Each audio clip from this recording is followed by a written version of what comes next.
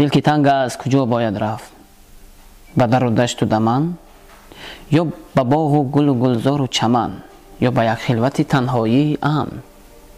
دل که تنگ است کجا باید رفت؟ پیری فرزانه مرا بانگ برآورد که این حرف نکست.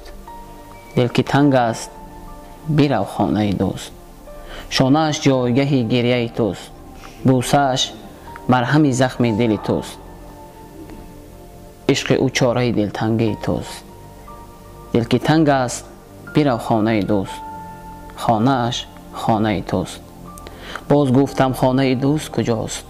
گفت پیدایش کن، برو آن جای که پر از مهر و صفاست. گفتمش در پاسخ دوستانی دارم که بهتر از برگ درخت، که دعایم گویند دعاشان گویم، عشقشان در دل من، مهرشان منزل من.